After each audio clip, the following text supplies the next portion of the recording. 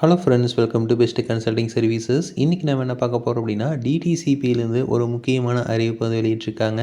அதாவது வரண்மைப்படுத்தப்படாத நிலப்பகுதிகளை வந்து இப்போ வந்து வரண்மைப்படுத்திக்கலாம் அப்படின்னு சொல்லியிருக்காங்க. அதாவது DTCP directorate of town and country பிளானிங்கில் ஒவ்வொரு இடமும் பார்த்திங்கன்னா சைட்டு போட்டிருக்காங்க அப்படின்னா அதை வந்து டிடிசிபி அப்ரூவல் வந்து வாங்கணும். அந்த டிடிசிபி அப்ரூவல் இருந்தால் மட்டும்தான் வந்து அங்கே இருக்கிற ஃபெசிலிட்டிஸ் எல்லாம் வந்து ப்ராப்பராக இருக்குது அப்படிங்கிறது அர்த்தம். ரெண்டாவது பார்த்திங்க அப்படின்னா, அங்கே வந்து நம்ம ஒரு வீடு கட்டணும் அப்படின்னா பிளான் அப்ரூவல் வாங்குறதுக்கு அந்த டிடிசிபி அப்ரூவ்டு லேண்டாக வந்து இருக்கணும். ரெண்டாவது வந்து இப்போ வந்து பெருசாக வந்து விற்பனை செய்கிறதுக்கு அந்த டிடிசிபி அப்ரூவல் கேட்குறதில்ல. இருந்தாலும் இதுக்கப்புறம் ஃப்யூச்சரில் டிடிசிபி அப்ரூவ்டு வீட்டு மனைகளாக இருந்தால் மட்டும்தான் நம்மளால் வந்து ஒரு இடத்த வந்து வாங்கவோ விற்கவோ முடியும். ஸோ அதனால் வந்து இந்த டிடிசிபி அப்ரூவல் அப்படிங்கிறது ரொம்ப முக்கியம். இந்த டிடிசிபி அப்ரூவல் வந்து 20/10/2016க்கு முன்னாடி இருக்கிற லேண்டுக்கு வந்து இருக்காது. அதுக்கப்புறம் இருக்கிற எல்லா லேண்டுக்குமே வந்து டிடிசிபி அப்ரூவ்டு லேண்டு தான் வந்து இருக்கும். ஸோ 2016க்கு அப்புறமே வந்து ஒரு லேஅவுட் போட்டாங்க அப்படின்னா அதை வந்து டிடிசிபி அப்ரூவ்டோட தான் வந்து நம்ம விற்க முடியும் அப்படிங்கிற ஒரு கண்டிஷன் வந்து கொண்டு வந்துட்டாங்க.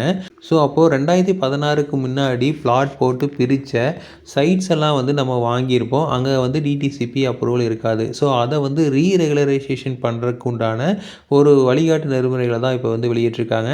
இந்த அரசாணையில் என்ன சொல்லியிருக்காங்க அப்படின்னா, 20/10/2016 அன்று அல்லது அதற்கு முன்னர் அனுமதியற்ற மனைப்பிரிவு ஏற்படுத்தப்பட்டு அதில் குறைந்தபட்சம் ஒரு மனையாவது வந்து விற்கப்பட்டிருந்து அதுக்கு விற்பனை பத்திரம் வந்து 20/10/2016 அன்று அல்லது அதுக்கு முன்னர் பதிவு செய்யப்பட்டிருந்ததுன்னா அந்த மனைப்பிரிவு அமையும். விற்கப்பட்ட அல்ல விற்கப்படாத அனைத்து மனைப்பிரிவுகளையும் வந்து வரன்முறைப்படுத்திக்கலாம் அப்படின்னு சொல்லியிருக்காங்க.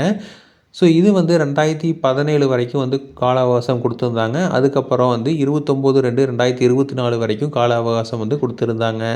அப்போ வந்து சில பேர் வந்து வரன்முறைப்படுத்திக்காமல் இருந்ததுங்காட்டி மறுபடியும் வந்து இந்த காலத்தை வந்து நீட்டிப்பு செய்யணும் அப்படின்னு கோரிக்கை வந்து எடுத்திருந்தாங்க. இதனால் வந்து இப்போ நீட்டிப்பு வந்து செஞ்சுருக்காங்க. ஸோ அதில் தமிழ்நாடு அங்கீகரிக்கப்படாத மனைப்பிரிவுகள் மற்றும் மனைகள் வரமைப்படுத்தும் விதி 2017 குறிப்பிட்டுள்ள அனைத்து விதிகளுக்கு உட்பட்டு எவ்வித மாற்றம் இல்லாமல் 30/6/2026 வரை நீட்டிப்பு செஞ்சு அரசாணை வந்து வெளியிட்டிருக்காங்க அப்படின்னு சொல்லியிருக்காங்க. இந்த திட்டத்தில் இணைய வழி மூலம் மட்டுமே மனை மற்றும் மனைப்பிரிவுகளை வரமைப்படுத்திக்க இயலும் அப்படின்னு சொல்லியிருக்காங்க. தமிழ்நாடு அங்கீகரிக்கப்படாத மனைப்பிரிவு மற்றும் மனைகளை வரமைப்படுத்த விதி 2017 இந்த திட்டம் தொடர்பான உரிய திருத்தம் வந்து பின்னார வெளியிடப்படும் அப்படின்னு சொல்லியிருக்காங்க.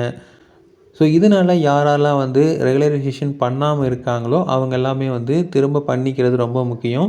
ஸோ ஃப்யூச்சரில் டிடிசிபி அப்ரூவ்டு இல்லாத வீட்டு மனைகளை வந்து நம்ம வாங்கவோ விற்கவோ முடியாது. அதனால் 2016க்கு முன்னாடி பிளாட் போட்டு விற்றுருந்தாங்கன்னா அதுக்கு டிடிசிபி அப்ரூவ்டு இருக்காது. ஸோ அதுக்கு வந்து இப்போ வாங்கிக்கலாம். ஸோ அதை வந்து பயன்படுத்திக்கிங்க. ஸோ இதுக்கு வந்து செலவுகள் எவ்வளோ ஆகும் அப்படிங்கிறத அடுத்த வீடியோவில் பார்க்கலாம். ஸோ இதே மாதிரி இன்ஃபர்மேஷன் உங்களுக்கு தொடர்ந்து வேணும் அப்படின்னு எங்கள் சேனல் சப்ஸ்கிரைப் பண்ணுங்கள். தேங்க்யூ.